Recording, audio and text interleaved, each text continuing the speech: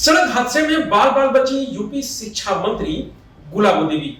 तो वहीं धर्मांतरण के मास्टरमाइंड जमालुद्दीन उर्फ झांगुर बाबा पर बड़ा एक्शन। 3 करोड़ की बिल्डिंग पर गरजा योगी का बुलडोजर। यूपी डायरी में देखिए आज 2 बड़ी खबरें। नमस्कार, मैं हूं रजनीश यादव, आप देख रहे हैं लोकमत हिंदी।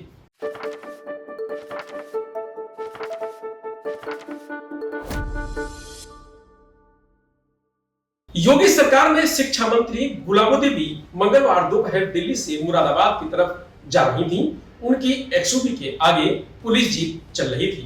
पिलखुआ थाना क्षेत्र में छिंजरासी टोल प्लाजा के पास पुलिस जीप के आगे चल रही प्राइवेट गाड़ी ने अचानक ब्रेक लगा दिया।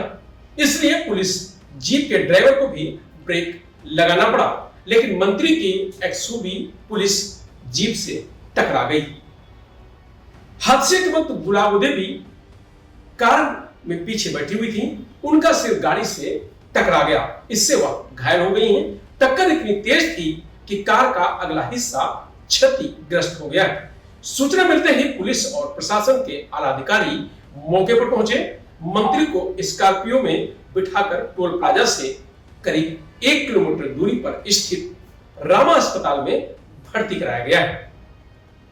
पिलखुआ कोतवाली प्रभारी निरीक्षक पटनीश कुमार ने बताया कि क्रेन की मदद से क्षतिग्रस्त कार को सड़क से हटवाकर यातायात बहाल कराया गया है। मंत्री गुलाबो देवी की एक्सयूवी के ड्राइवर सदबीर के मुताबिक टोल क्रॉस किया।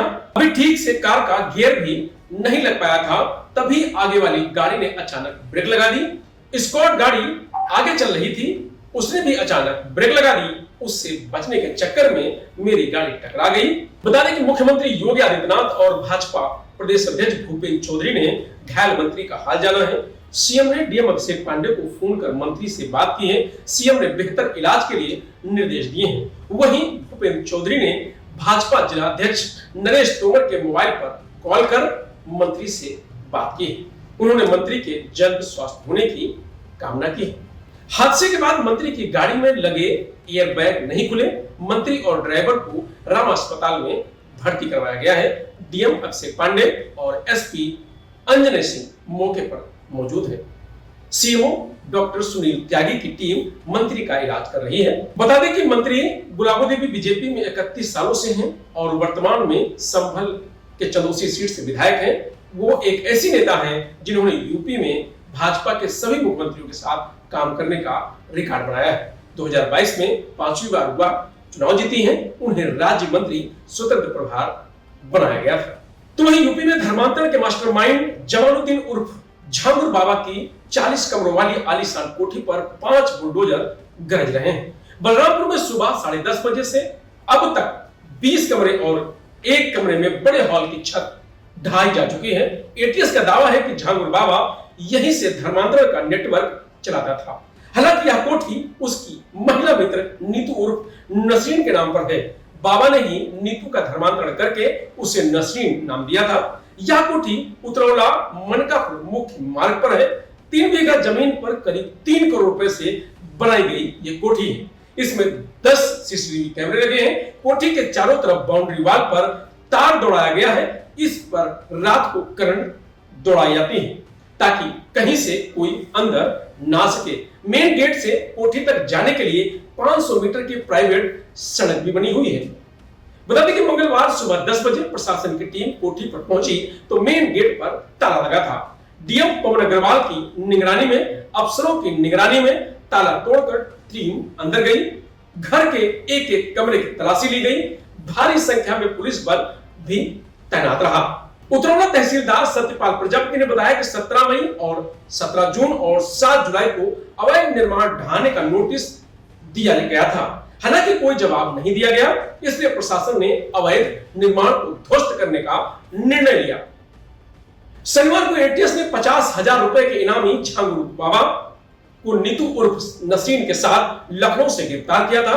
दोनों के खिलाफ नवंबर 2024 में एटीएस ने लखनऊ में मुकदमा दर्ज किया था। तो वहीं सीएम योगी ने धर्मांतरण मामले को लेकर सख्ती बरतने के निर्देश दिए हैं। मुख्यमंत्री ने एक्स पर लिखा कि आरोपी जलालुद्दीन की एक्टिविटी समाज राष्ट्र विरोधी है। कानून के अनुसार ऐसी सजा दी जाएगी जो समाज के लिए एक उदाहरण बनेगी। जांच एजेंसियों के मुताबिक झांगुर बाबा लड़कियों को पहला फुसलाकर जबरन उसका धर्मांतरण करवाता था। उसके टारगेट पर हिंदू लड़कियां होती थी। हर जात की लड़कियों का रेट फिक्स रखा हुआ था। जैसे ब्राह्मण, सरदार और क्षत्रिय लड़कियों को 15 से 16 लाख रुपए दिए जाते थे। पिछड़ी जात की लड़कियों को 10 से 12 लाख रुपए भुगतान होता था। तो वहीं अन्य जातियों की लड़कियों को 8 से 10 लाख रुपए दिए जाते थे।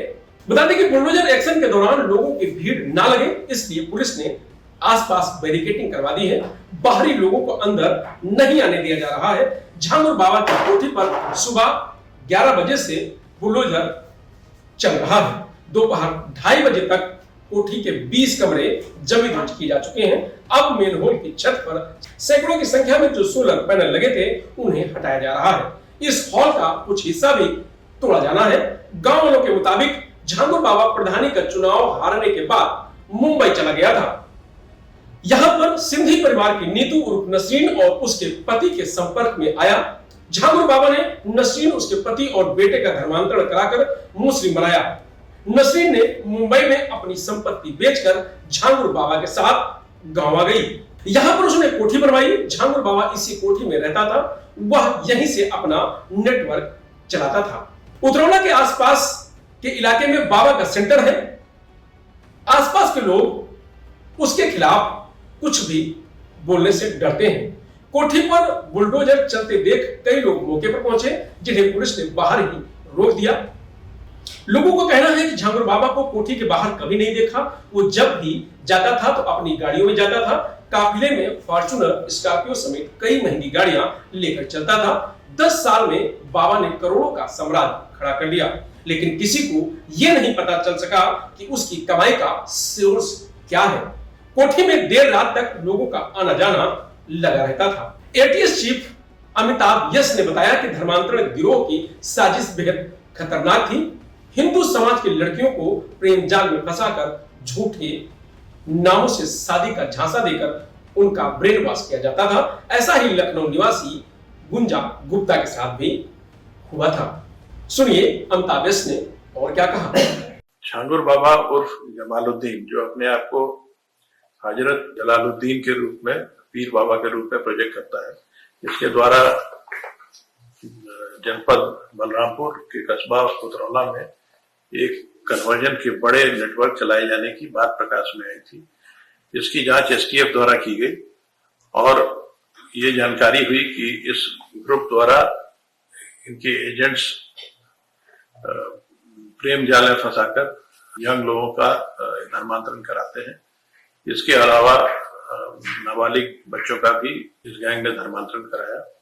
इस गैंग के 40 अकाउंट्स में विदेशों से 100 करोड़ से अधिक की धनराशि प्राप्त हुई, जिसका इस्तेमाल धर्मांतरण के लिए किया गया। ये सभी जानकारियों के साथ एसटीएफ ने एक केस दर्ज कराया, जिसकी इन्वेस्टिगेशन एटीएस द्वारा की जा रही है। एटीएस ने आज इसके मुख्य अभियुक्त झांगुर बाबा को गिरफ्तार कर लिया है और साथ ही 3 अन्य अभियुक्त भी गिरफ्तार हुए हैं। इसके आगे की इन्वेस्टिगेशन जारी है और भी अभियुक्तों के गिरफ्तार होने की संभावना है। फिलहाल यूपी डायरी में आज इतना ही। कल फिर मिलेंगे नई खबरों के साथ। तब तक आप बने रहिए लोकमत हिंदी के साथ।